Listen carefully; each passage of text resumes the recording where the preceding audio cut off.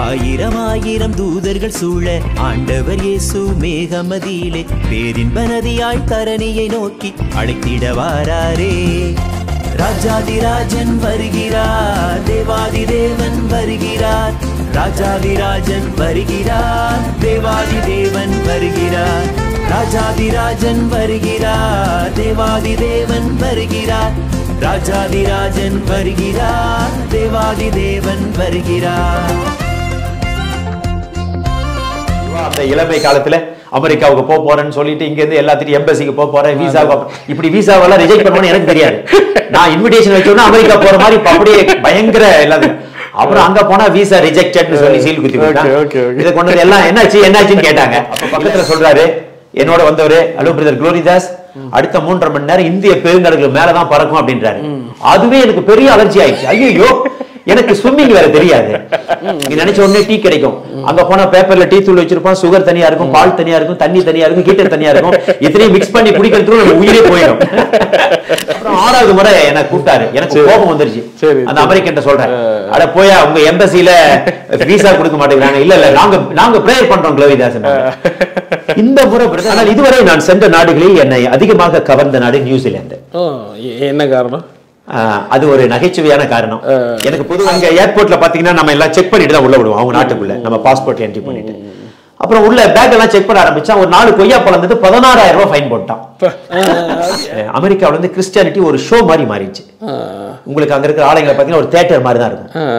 அங்க இருக்கிற அந்த இசைக்குழு பாத்தீங்கன்னா ஏதோ மைக்கேல் ஜாக்சன் இசைக்குழு மாதிரி இருக்கும். அந்த போதகர் பாத்தீங்கன்னா கொரியாவில் இருக்கிற ஆலயத்துக்கு போனீங்கன்னா சர்ச் இருக்கும், சர்ச்சை சுத்தி இந்த காம்ப்ளெக்ஸ் இருக்கும். சர்ச்சில் 1 hour தான் இருப்பாங்க, ஆனா காம்ப்ளெக்ஸ்ல தான் ஞாயிற்றுக்கிழமை நைட் வரைக்கும் குப்பை கொட்டுவாங்க. இன்னைக்கு பாலியாங்கேச்சோ பீரியடுக்கு அப்புறம் நிறைய எழுப்புதல உண்மையான எழுப்புதல பார்க்க முடியுது. அவருடைய சர்ச்சு போய் பாத்தீங்கன்னா நீங்க வாயை கிளறதே உண்மை நான் சொல்லணும். இந்த நீதிமொழிகள் என்ற புத்தகம் வந்து மிகவும் சிறப்பு வாய்ந்த ஒன்று. இன்னும் சொல்ல போனால் உலகத்திலே முதல் முறை அந்த புத்தகத்தை வெளியிட்டிருக்காங்கன்னு சொல்லலாம்.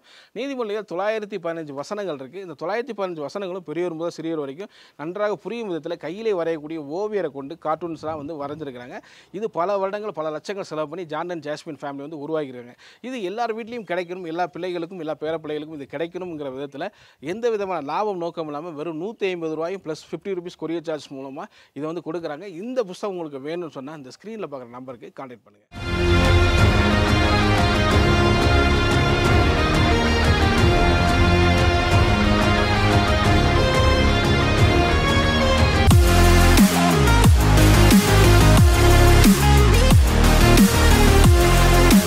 நிறைய நாடுகளுக்கு டிராவல் பண்ணியிருக்கீங்க.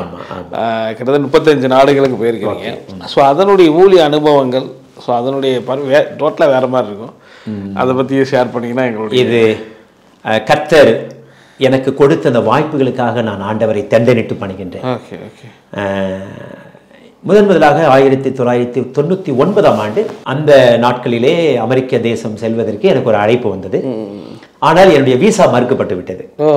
பொதுவாக உங்களுக்கு அமெரிக்கா தேசத்திற்கு விசா ரொம்ப கஷ்டம். அமெரிக்காவுக்கு எனக்கு 5 முறை விசா ரிஜெக்ட் பண்ணாங்க. அப்படியே கண்டினியூவா. அந்த 99ஆம் ஆண்டுல ஒரு நிகழ்ச்சிக்காக எனக்கு அழைப்பு வந்திருந்தது. அப்பொழுது விசா மறுக்கப்பட்டு விட்டது. எனக்கு ரொம்ப கஷ்டமாயிடுச்சு. பொதுவா அந்த இளமை காலத்துல அமெரிக்காவுக்கு போக போறேன்னு சொல்லிட்டு இங்க இருந்து எல்லாத்தையும் எம்பசிக்கு போக போறேன், விசா இப்படி விசாவெல்லாம் ரிஜெக்ட் பண்ணுவோம்னு எனக்கு தெரியாது. நான் இன்விடேஷன் வச்சோன்னா அமெரிக்கா போற மாதிரி அப்படியே பயங்கர எல்லாத்தையும். அப்புறம் அங்க போனா விசா ரிஜெக்டட்னு சொல்லி சீல் குத்தி விட்டாங்க. இதை கொண்டு வந்து எல்லாம் என்னாச்சுன்னு கேட்டாங்க. இல்ல நான் சீக்கிரமா நான் போவேன் அந்த மாதிரி எதுவும் சொல்லி சமாளிச்சுட்டேன்.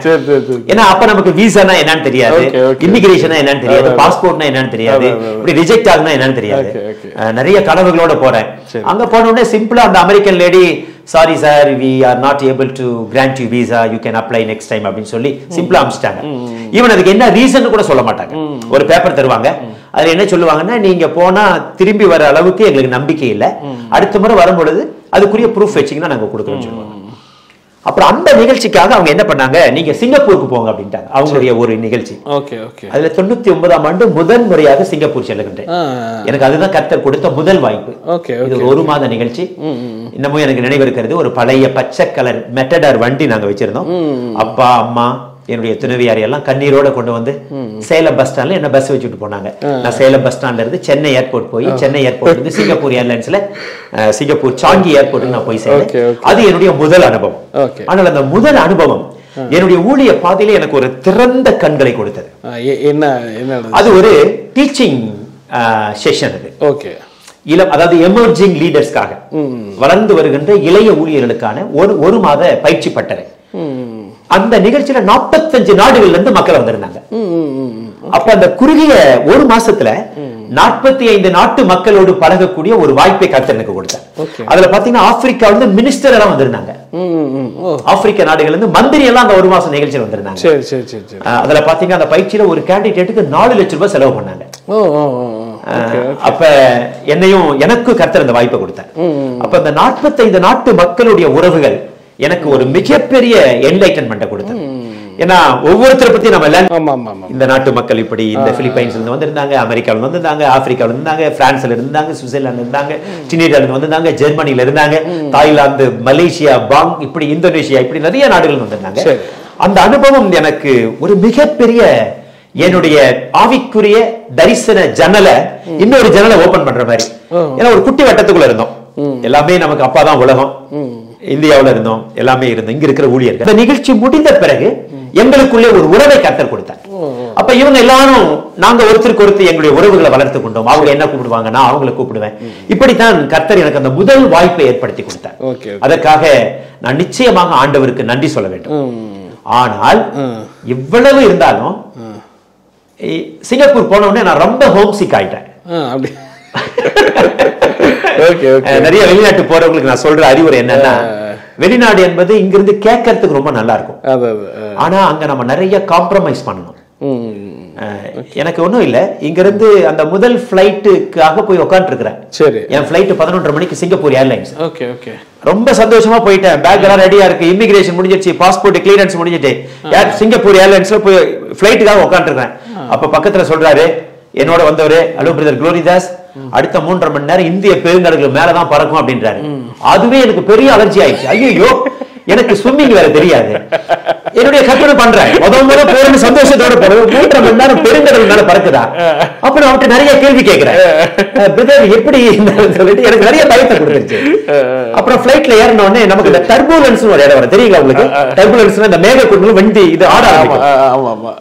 அந்த முதல் டர்புலன்ஸ் வந்தோடனே இன்னைக்கு பிளைட் கீழே விட போகுது. அதுக்கப்புறம் 3.5 மணி நேரம் சீட்டின் நுனியில தான் உட்காந்துருந்தேன். அனுபவமே நமக்கு இல்ல.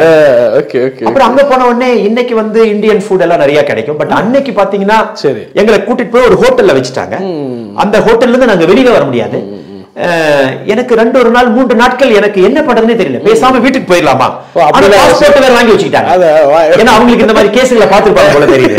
ஏன்னா இந்த மாதிரி ட்ரைனிங்க்கு வந்து ஹோம் சிக் ஆயிருப்பா, பாஸ்போர்ட் வேற பிரின்சிபல் வாங்கி வச்சுக்கிட்டாங்க. இதெல்லாம் தெரியுது ஏன் அவங்க பாஸ்போர்ட் ரிட்டர்ன் டிக்கெட் வெளியே போக முடியாது, வெளியே போக முடியாது, ஹோட்டல்ல தாண்டி போக முடியாது. ஆமா ஆமா. அப்புறம் நான் என்ன பண்ணேன், எங்க வீட்டுல போன் பண்ணி, நான் எனக்கு கொஞ்சம் பிடிக்கல இந்த ஃபுட், இந்த கல்ச்சர் எதுவுமே பிடிக்கல, ஏதாவது ஒரு போன் பண்ணுங்க ஆபீஸ்க்கு அப்படின்னு சொன்ன உடனே சரி.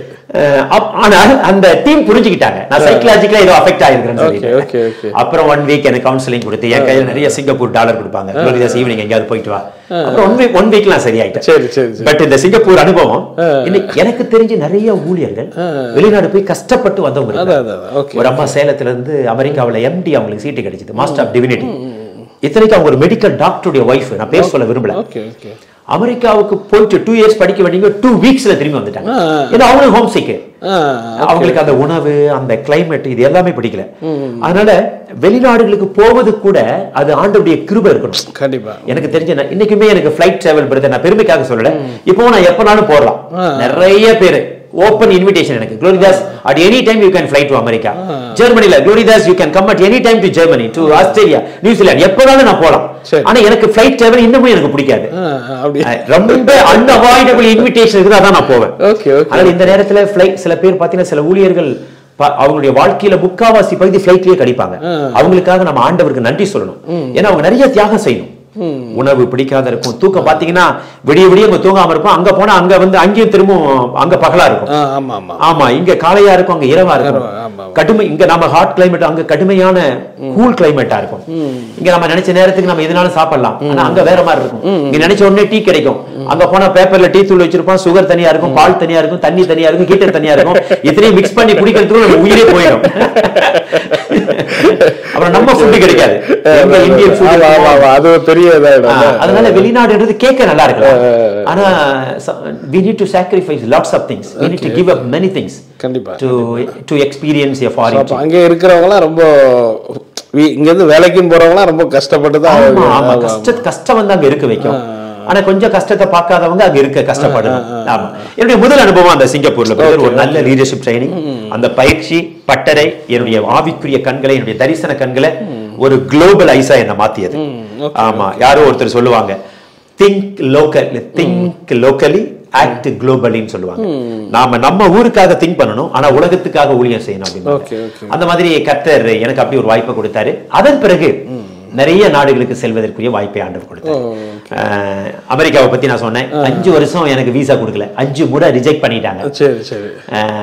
அப்புறம் கடைசியா 6th டைம் என்ன ஒருத்தர் இன்வைட் பண்றாரு. இந்த 5 முறையும் நான் நிறைய டாக்குமெண்ட்ஸ் எடுத்துட்டு போறேன், ஏன்னா அந்த எம்பசில எனக்கு விசா கொடுக்கணும், ஏன்னா நான் இந்த ஸ்தாபனத்தில் இந்த பொறுப்பா இருக்கிற, அதா இருக்கிற, இதா இருக்கிற, ஏகப்பட்ட பொறுப்பு, இதெல்லாம் பார்த்துட்டு திருப்பி இவர் திருப்பி வந்துருவாருன்னு விசா கொடுப்பாங்கன்னு 5 முறை எடுத்துட்டு போறேன். ஒரு பேப்பர் கூட அவங்க பார்க்கல.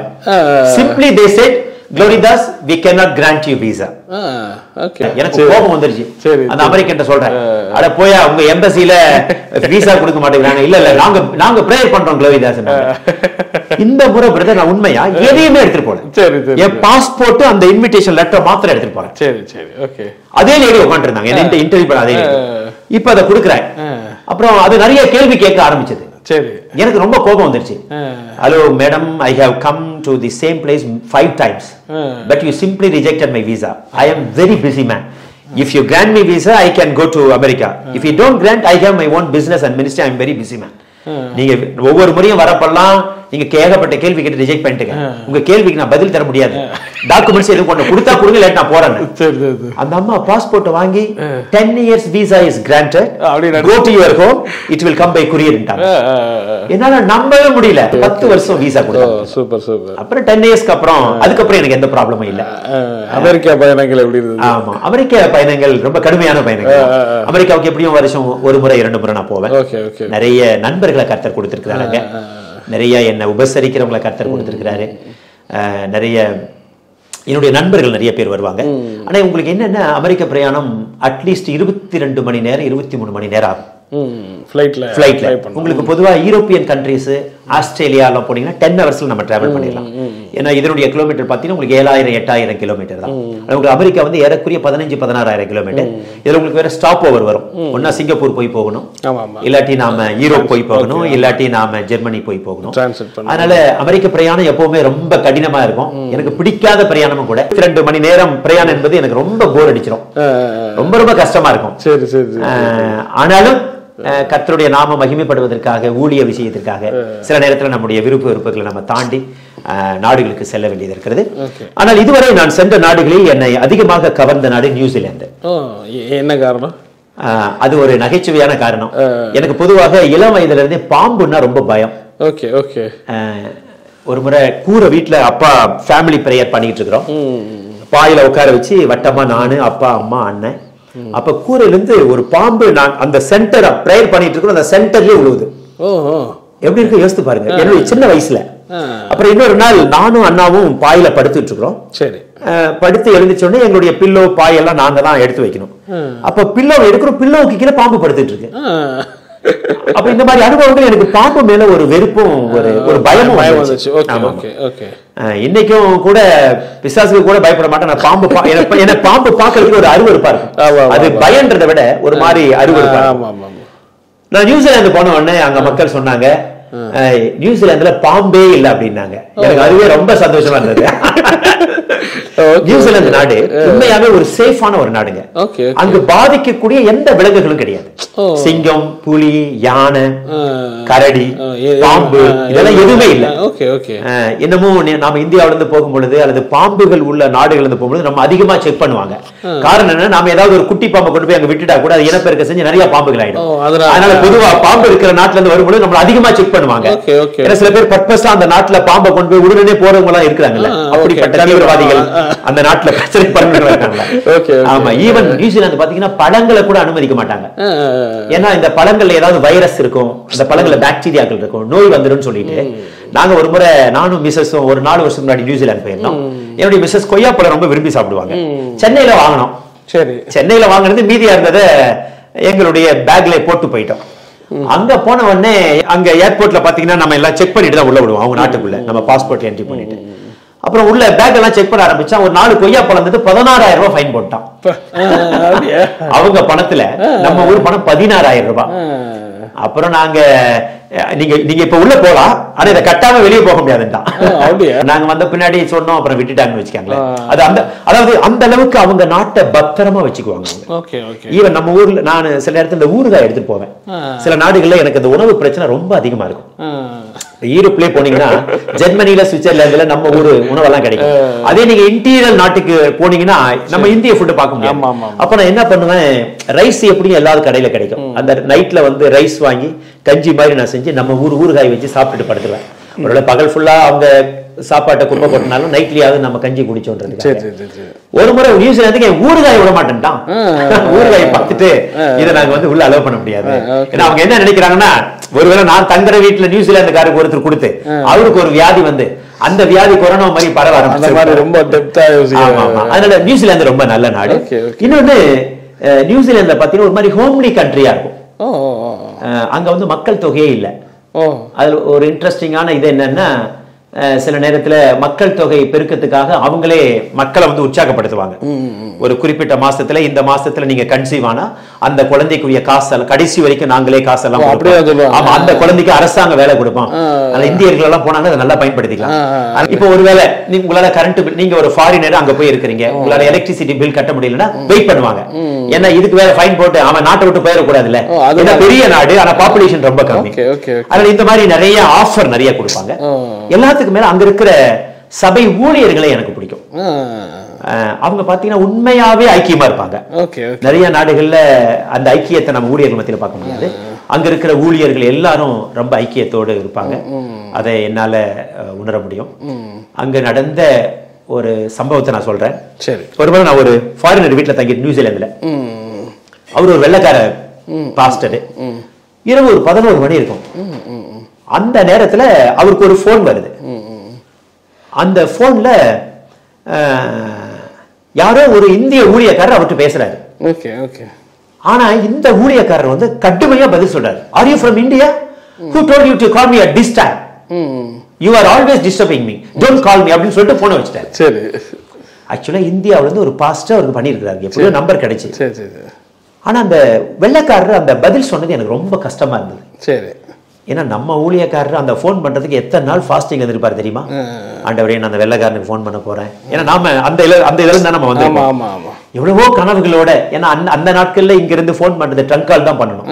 அதுக்கு அவர் 200-300 ரூபாய் செலவு பண்ணிருப்பாரு. அப்ப இதை கேட்ட உடனே எனக்கு ரொம்ப கஷ்டமா இருந்தது. அந்த கால் வந்து இந்தியாவில இருந்து வந்ததுன்னு தெரிஞ்சுக்கிட்டேன். ஏன்னா ஆர் யூ ஃப்ரம் இந்தியா அப்படின்னு கேட்கிறாரு.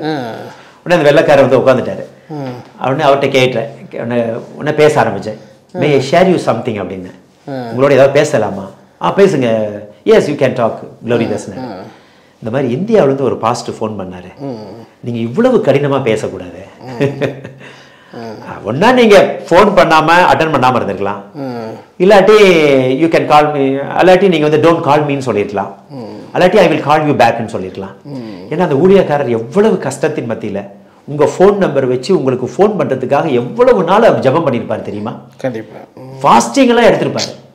ஆனா நீங்க அவரை ரொம்ப தூஷணமா பேசிட்டீங்க, அவரை ரொம்ப இப்ப மன கஷ்டப்படுவாரு. இதை சொன்ன உடனே அந்த ஊழியக்காரர் கண்ணீர், அவர் கண்ணுல இருந்து தண்ணி. அப்புறம் ஏன்ட்ட மன்னிப்பு கேட்டார். க்ளோரிதா, ஐ எம் வெரி சாரி, நான் இன்னொரு முறை இப்படி பண்ண மாட்டேன் அப்படின்னாரு. எனக்கு அந்த சம்பவம் நீங்க கேட்ட உடனே நினைவு வந்தது. ஏன்னா இந்தியாவுல எத்தனையோ ஊழியக்காரங்க சாப்பாட்டுக்கு நாம இல்லாம ஒருவேளை இந்த வெள்ளைக்காரனுக்கு ஃபோன் பண்ணா அவர் ஏதாவது ஒரு காணிக்க அனுப்புவாரான்னு சொல்லி ஒரு கனவோடு கூட நம்ம பண்ணுவோம். அதை வந்து அவர் அந்த அளவுக்கு கடினமா பதில் சொல்லணும்னு அவசியம் இல்லை, அதை சாஃப்டா அவர் பதில் சொல்லிடலாம். கண்டிப்பாக. நானே சில நேரத்தில் யாராவது உதவிகளுக்கு வரும் பொழுது என்னால செய்ய முடியாதுன்னு நான் சொல்ல மாட்டேன், அந்த வார்த்தையை நான் பேச மாட்டேன். இப்பொழுது என்னிடத்தில் வாய்ப்பு இல்லை பிரதர், வாய்ப்பு இருக்கும்போது நான் செய்யறேன்னு சொல்லி அனுப்பிச்சுடுவேன். அந்த என்னால முடியாது இந்த வார்த்தையை நான் ஒரு நாளும் சொல்ல மாட்டேன், ஏன்னா கர்த்தர் எதையுமே முடிச்சு வைக்கக்கூடிய வாங்க. அப்படி இருந்தாலும் அந்த போதகருக்கு சொன்ன அவர் இப்பவும் அவங்க இடத்துக்கு போகும்போது, Glory, I never forget your suggestion, your counsel regarding talking with someone from India or Africa. Now I have learned so many things from you அப்படின்னு சொல்லுவாரு. ஆனா நீங்க கேட்ட உடனே எனக்கு அந்த அனுபவம் வந்துருச்சு.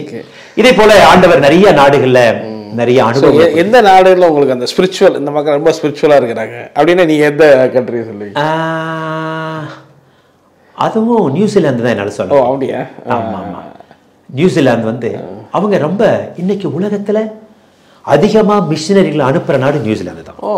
We should know that. New is one of the biggest country. கம்மியா இருக்குன்றீங்க, பட் நிறைய ஆமா ஆமா, அதாவது அவங்க அந்த ரேஷியோ, அந்த ரேஷியோன்றது அதாவது அவங்க பாப்புலேஷனுக்கு மிஷனரிஸ் அதிகம். அவங்களே சந்தோஷமா சொல்லுவாங்க, we are the biggest country in the world in sending missionaries to all over the world ன்னு சொல்லுவாங்க. அதை நானும் பார்த்திருக்கிறேன். அங்க நீங்க எந்த சர்ச்சுக்கு போனாலும் அங்க நிறைய போட்டோ பார்க்கலாம். இந்த நாட்டுல இந்த மிஷனரி தாங்குறோம், இந்த நாட்டுல இந்த மிஷனரி தாங்குறோம், இந்த நாட்டுல இந்த மிஷனரி தாங்குறோம் அப்படின்னு சொல்லுவாங்க. அதனால அதே போல ஸ்பிரிச்சுவலாகவும் ரொம்ப நல்லா இருப்பாங்க. அங்க பாத்தீங்கன்னா உங்களுக்கு நிறைய ப்ரோக்ராம்ஸ் நடந்துகிட்டே இருக்கும். அங்க முக்கியமான 3 சிட்டி வந்து ஆக்லண்ட், வெல்லிங்டன், கிரைஸ்ட் சர்ச். இந்த 3 தான் மெயின் சிட்டியே. பட் அவங்க ஆவிக்குரிய ஜீவியத்துல உதவி செய்யறதுல, குறிப்பா அந்த ஆத்தும பாரத்துல அது ஒரு நல்ல அற்புதமான ஒரு நாடு. அதனால அதை நான் வந்து பொதுவாக அமெரிக்கா நாடு நம்ம கிறிஸ்தவ நாடு, அங்கே நிறைய போகிறதுக்கு ஆசைலாம் படுவாங்க. உங்களுக்கு அந்த நாடை பற்றி உங்களுடைய அங்கே உள்ள மக்கள் அவங்களுடைய இதில்? அமெரிக்கா நாடு Christianity become a fashion show to them. Okay okay. அமெரிக்காவில் வந்து கிறிஸ்டியானிட்டி ஒரு ஷோ மாதிரி மாறிடுச்சு. உங்களுக்கு அங்கே இருக்கிற ஆலயங்களை பார்த்தீங்கன்னா ஒரு தியேட்டர் மாதிரி தான் இருக்கும். அங்கே இருக்கிற அந்த இசைக்குழு பார்த்தீங்கன்னா ஏதோ மைக்கேல் ஜாக்சன் இசைக்குழு மாதிரி இருக்கும். அந்த போதகர் பாத்தீங்கன்னா ஏதோ சினிமாவில் வர கதாநாயகன் மாதிரி வந்துட்டு அதை முடிச்சுட்டு அப்படியே போயிடுவாரு.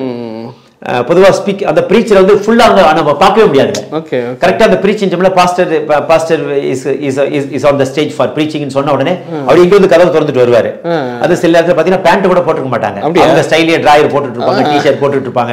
நமக்கு அது ஒரு மாதிரி இருக்கும், பட் அவங்க கலாச்சாரத்துக்கு அது சரியா போச்சு.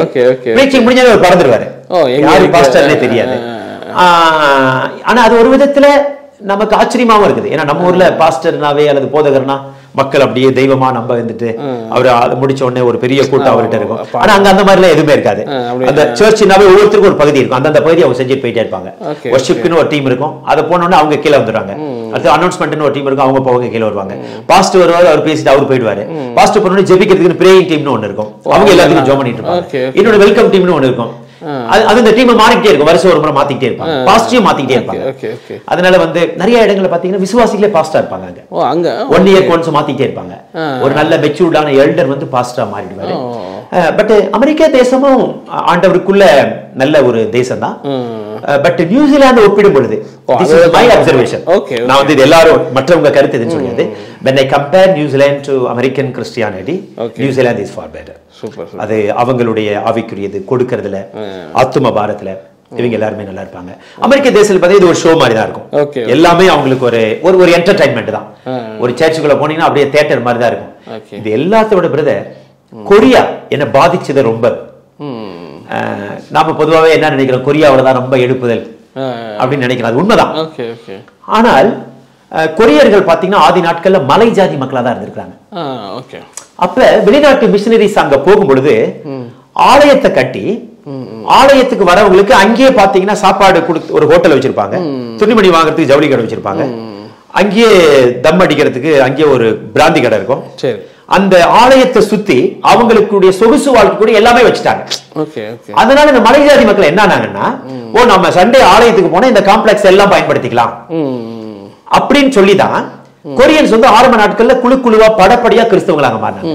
நீங்க இன்னைக்கும் கொரியாவில் இருக்கிற ஆலயத்துக்கு போனீங்கன்னா சர்ச் இருக்கும், சர்ச்சை சுத்தி இந்த காம்ப்ளெக்ஸ் இருக்கும். சர்ச்சில் 1 hour தான் இருப்பாங்க, ஆனா காம்ப்ளெக்ஸ்ல தான் ஞாயிற்றுக்கிழமை நைட் வரைக்கும் குப்பை கொட்டுவாங்க. ஹோட்டலுக்கு போய் சாப்பிடுறது, அங்கேயே பாத்தீங்கன்னா அங்கேயே பிராந்தி கடை இருக்கும், அங்கேயே உங்களுக்கு லாட்டரி சீட் இருக்கும், அங்கேயே உங்களுக்கு பேங்க் இருக்கும். அப்ப அந்த சர்ச்சில் மெம்பரா இருந்தாங்கன்னா இது எல்லாத்துலயும் கன்செஷன் வேற. ஓ அப்படியா? ஆமா. இதெல்லாம் எனக்கு அங்கே சினிமா தியேட்டர் இருக்கும். ஆமா 1 hour தான் அங்க இருப்பாங்க. சினிமா தியேட்டர்ல 3 மணி நேரம் உட்காந்துருப்பாங்க. Tea shop tea free, cinema ticket free. அப்ப அந்த சர்ச்சில் மெம்பரா இருந்தா அது எல்லாமே ஃப்ரீ. இப்படித்தான் அந்த கிறிஸ்டியானிட்டி ஆரம்ப காலத்துல வளர்ந்துருச்சு. ஒருவேளை இப்ப வந்து அந்த உண்மையான ரிவைவல் வந்திருக்கு. அதனால ஆரம்ப நாட்கள்ல மிஷனரிஸ் வந்து இந்த மாதிரி நிறைய பண்ணிருக்காங்க. இப்படிதான் அவங்க வந்து அதான் கொரியால. ஆமா கொரியாவுல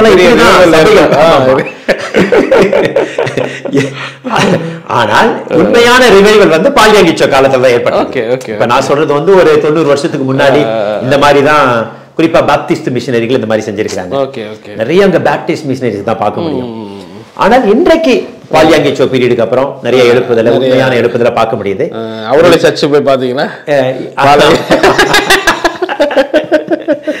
நீங்க வாயை கிளறதுலே இதுல ஒரு உண்மை நான் சொல்லணும். நான் கொரியாவில் தங்கி இருந்தப்ப சரி நான் இருந்த இடத்துக்கும் பால்யாங்கிச்சோ இடத்துக்கும் 1 hour தான் சொன்னாங்க. ஒரு 70 கிலோமீட்டர் தான் அப்படின்னு நான் கேள்விப்பட்டேன். சரி சரி சரி. அதனால நான் ஒரு 2 weeks ப்ரோக்ராமா போயிருந்தேன். நான் தங்கி இருந்த இடத்துல அந்த அலுவலகத்துல போய் கேட்கிறேன், can you just provide me address of பால்யாங்கிச்சோ, I want to visit him அப்படின்னு. பால்யாங்கிச்சோ, who is பால்யாங்கிச்சோ? எனக்கு ஒண்ணுமே புரியல. நாம எங்க பால்யாங்கிச்சோ உலகத்திலேயே பெரிய சர்ச் வச்சிருக்காரு, பெரிய ஜெபமாலை வச்சிருக்காரு, சாம் ஜெபத்துல மோகன்சி எல்லாம் அங்க போயிட்டு தான் நாங்க எழுப்புதல இந்தியாவுக்கு கொண்டு வந்தோம்னு அவங்க எல்லாம் சொல்லுவாங்க. இப்படி நம்ம பேசிட்டு இருக்கிறோம். அங்க போய் கேட்கிறேன் பால்யாங்கிச்சோ, who is பால்யாங்கிச்சோ அப்படின்னு. எனக்கு ஒண்ணுமே உண்மையா தான் சொல்றாங்களா என்னன்னு தெரியல. அப்புறம் அடுத்த நபர்ட்டு போனேன், hello sir, I want to visit Paul Yonggi Cho church. Sorry, I do not know Paul Yonggi Cho. ஊழியக்காரங்க அதாவது அது ஒரு ஸ்தாபன இடம். ஒரு திரும்ப இன்னொரு லேடிட்டு போறேன், sister can you tell me how to go to Paul Yonggi Cho church. Sorry, I do not know his address அப்படின்ட்டாங்க. எனக்கு உண்மையாவே இது உண்மைதானா, அவங்க உண்மையாவே தெரியலன்னு சொல்றாங்களா? எனக்கு ஆச்சரியமா இருந்தது. அதுக்கப்புறம் என்ன போகவே முடியல. ஏன்னா ஒருவேளை இவங்களை மீறி நான் ஒன்னா எப்படியோ போக முடியும் மற்றவங்க கேட்டேன். ஆனா திரும்ப நான் இவங்கிட்ட தான் வந்து தங்கணும். அப்புறம் இவங்க என்ன வேற மாதிரி ஃபேஸ் பண்ணுவாங்கல்ல. அதனால நான் கடைசியா இவ்வளவு தூரம் போய் பால்யாங்கிச்சோ திருச்சபைக்கு போக முடியாம வந்தேன். கூகுள் மேப் இல்லாத அந்த அப்பெல்லாம் அது ஒரு 15 இயர்ஸ் முன்னாடி. அப்பெல்லாம் நம்ம மொபைல் போன் இல்ல, நமக்கு கூகுள் மேப் இல்ல, நாம எதுவும் ட்ராக் பண்ண முடியாது கூகுள்ல. ஆமா, கடைசியா பிரதர் சோகமான செய்தி, நான் பால்யாங்கிச்சோ சர்ச்சை பார்க்க முடியாம வந்தேன். நாம உலகம் ஃபுல்லா அவரை பத்தி பேசிட்டு இருக்கோம். ஆனா அங்க இருக்கிறவன் எனக்கு அவர் தெரியாது, உண்மையா சொல்றாங்க, நாலு ஜெலஸ்ல சொல்றாங்க, எதுவுமே தெரியல. அதனால எல்லா இடத்துலயும் அதுக்கப்புறமா போனீங்க இன்னொரு டைம் போகும்போது அப்படிலாம் போக முடியல. அதுக்கப்புறம் போக அந்த பகுதிக்கு போகக்கூடிய வாய்ப்பு எனக்கு கிடைக்கல. ஆனால் ஆண்டவருடைய பெரிய கிருபையில பல நாடுகளுக்கு சென்று வர கர்த்தர் உதவி செய்தார். என்னால எனக்கு மறக்க முடியாத ட்ரிப்னா ஒரு 3 மாசத்துக்கு முன்னாடி நானும் என்னுடைய துணைவியார் டாக்டர் பிரடிட்டா அவர்களும் ஆப்பிரிக்கன் கண்ட்ரிஸ் போயிருந்தோம். அது எனக்கு ஒரு நல்ல அனுபவத்தை கொடுத்தது. கென்யா, உகாண்டா, டான்சானியா, இந்த நாடுகளுக்கு நாங்க போயிருந்தோம். சரி, ரொம்ப ஆசீர்வாதமா இருந்தது. அங்க நிறைய தமிழ் பீப்புள்ஸ் இருக்காங்க, இல்ல நிறைய இவங்க அவங்களுடைய மினிஸ்ட்ரி பத்தி. ஆனா கென்யாவுல கொஞ்சம் தமிழர்களை பார்க்க முடிஞ்சது. நைரோபி தான் கென்யாவுடைய. அங்க ஒரு சில இந்த பாட்டா ஷூ கம்பெனி இருக்குல்ல, அவங்க என்ன பண்ணிருக்காங்கன்னா அந்த காலத்துல ஒரு ஸ்கூலே கட்டி கொடுத்திருக்காங்க. அந்த ஸ்கூல்ல 2000 ஆப்பிரிக்கன் குழந்தைங்க படிக்கிறாங்க. அந்த பள்ளிக்கு நானும் என்னுடைய துணைவியார் சென்று இருந்தோம். ஏன்னா அந்த பள்ளியினுடைய பிரின்சிபல் வந்து ஒரு பிஷப், அவருடைய வீட்டுல தான் நாங்க தங்கி இருந்தோம். மற்றபடி இந்தியர்கள் நம்ம அங்க எதுவும் அதிகமா பார்க்க முடியாது. அந்த நைரோபி சிட்டியில மாத்திரம் தான் பார்க்க முடியும். டான்சானியான்ற நாட்டுக்கு நாங்க போயிருந்தோம். ஆனா என்னன்னா அங்க ஊழியக்காரங்க ரொம்ப கஷ்டப்படுறாங்க, ரொம்ப கஷ்டப்படுறாங்க. குறிப்பா டான்சானியாவில் ஒரு இரவு நேரத்துல ஒரு கட்டி முடிக்கப்படாத ஆலயத்துக்கு என்னை கூட்டிட்டு போனாங்க. அப்பதான் எனக்கு ஆண்டவர் ஆப்பிரிக்காவுக்கும் இதுக்காக தான் கொண்டு வந்திருப்பாரோ. ஏன்னா நமக்கு கட்டி முடிக்க முடியாத ஆலயங்களை பார்த்து நம்மளால முடிஞ்சதை செஞ்சிட்டு இருக்கிறோம். அதனால இந்த டான்சானியா நாட்டுல அந்த ஊழியக்காரை சந்திச்சுட்டு வந்தது எதையாகிலும் செய்யணும்னு ஒரு சின்ன ஆசை இருக்கு. அதனால நிச்சயமா அந்த ஆலயத்தை முடிக்கிறதுக்கு நாங்க எங்க திருச்சபைகள் மூலமா ஒரு, ஏன்னா நம்ம மணி வந்து அங்க வேல்யூ அதிகம். அதனால நாம அனுப்புறதுக்கு ஒரு சின்ன காணிக்கை அவங்களுக்கு மிகுந்த ஆசீர்வாதமா இருக்கும்னு நான் நினைக்கிறேன். அதனால மிக வெகு சீக்கிரமா மீண்டும் டான்சானியாவுக்கு சென்று அந்த ஆலயத்தை திறக்கிற பாக்கியத்தை ஆண்டவர் கொடுப்பாருன்னு நான் எதிர்பார்த்துட்டு இருக்கிறேன். ஸோ இந்த பால்யாங்கிச்சோ சபையெல்லாம் பார்க்கணும்னு ஆசைப்பட்டீங்க. அது மாதிரி நிறைய நாடுகள் போகும்போது இப்போ அங்க ஜோயல் ஆஸ்டின், ஜாய்ஸ் மேயர் நிறைய இருக்காங்களே, பெனிஹின், ஜோசப் பிரின்ஸ், இந்த மாதிரி யாராவது அவங்க அட்டெண்ட் பண்ணிருக்கீங்க? ஓகே, இப்ப யுஎஸ்க்கு நான் நிறைய ஸ்டேட்ஸ்க்கெல்லாம் போவேன்.